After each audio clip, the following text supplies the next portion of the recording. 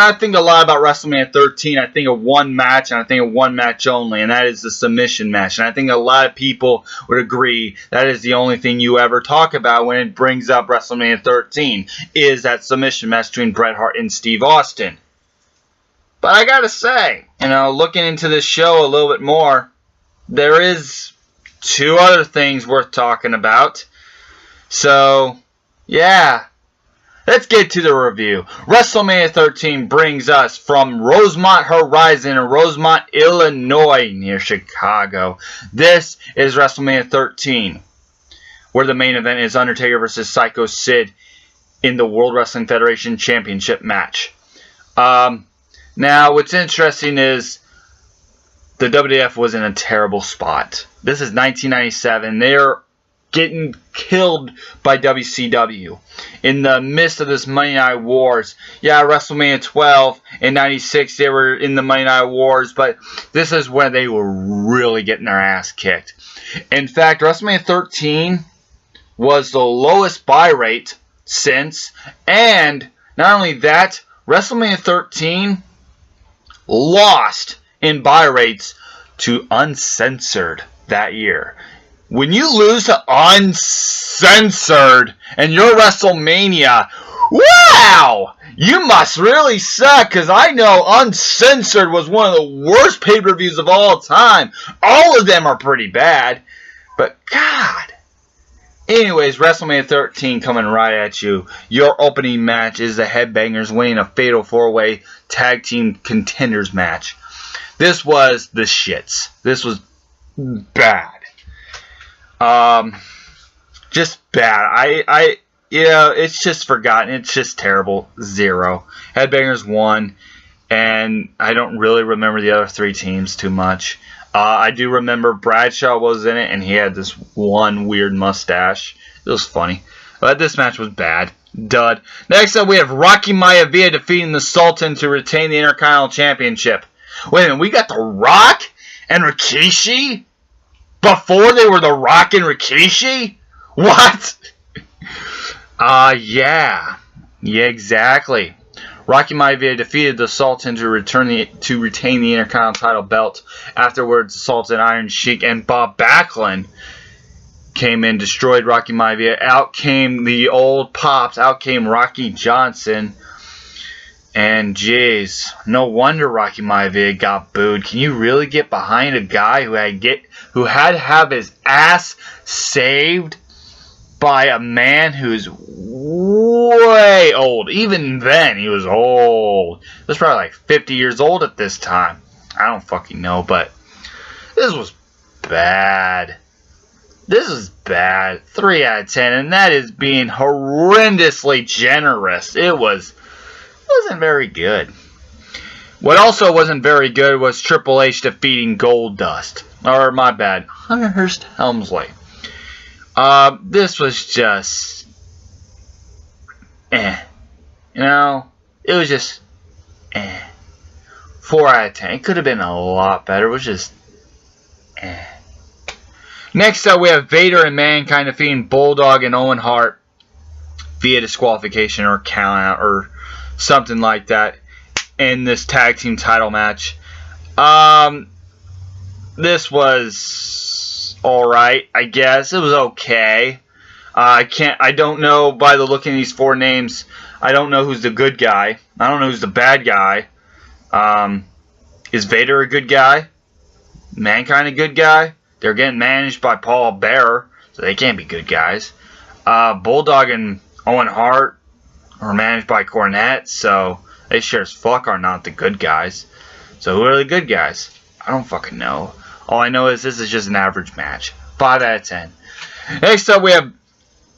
Next up, we finally get to Bret Hart versus Steve Austin in the submission match. And finally, my energy level can go way up because I know I'm kind of just slinging around on this show. Just slinging around in this review. But I'm doing that because this show, up until this match, was just really, really, really bad. And really forgotten. And really nothing, a whole lot happened. I mean... What the hell do I have to say about Rocky Maivia versus the Sultan? What the hell do I have to say about Headbangers winning the Fatal 4-Way Tag match? They're not good matches. Even Triple H versus Goldust kind of sucked. Here we have Bret Hart versus Steve Austin, and finally, this WrestleMania picks up. Finally! This is great! This is a critically acclaimed match. This is what a lot of people would go down and say this is the greatest WrestleMania match of all time. Maybe even the greatest match of the 90s. This was one hell of a match. And, you know, a lot of people say it's overrated too because it's just one moment and thing. No, everything about this match, from the beginning to the build-up, to Ken Shamrock, to the end, to the aftermatch, was just unbelievably brilliant in every sense of the word. This is Bret Hart's best match. This is Steve Austin's best match. Is this the greatest WrestleMania match of all time, though? It most definitely could be. 5 stars is an easy rating for me. I will happily give this 5 stars. I'll happily give it a 10. It is well deserving of a 10 and nothing more, nothing less. You can't get any higher than a 10. This is absolutely awesome. If you could ever have a perfect match, this is it. This is as close to perfect as you're going to get. And the blood flowing, the blood from the stone image is just sickening in an awesome way. The build-up is marvelous. I would even say that is probably the best build-up to a WrestleMania match. I think so. It was just awesome. 5 stars. Easy. Easy.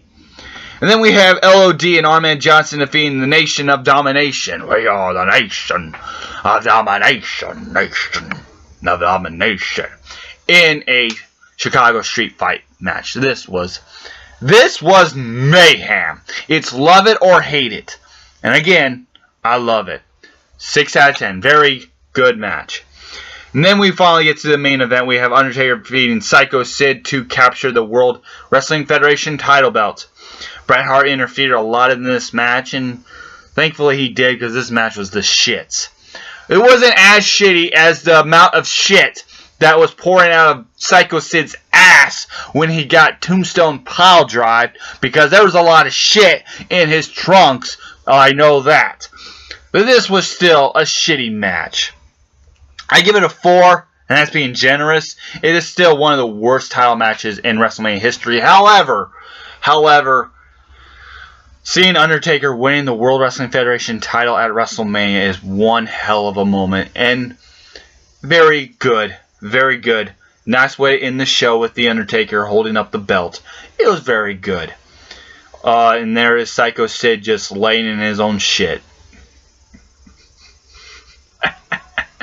So overall, WrestleMania 13 is just kind of a bad show. Really bad show. There's just not a whole lot to talk about. You have the submission match that basically carried this out of the shits into still a bad show. The submission match saves this from being the absolute worst WrestleMania of all time.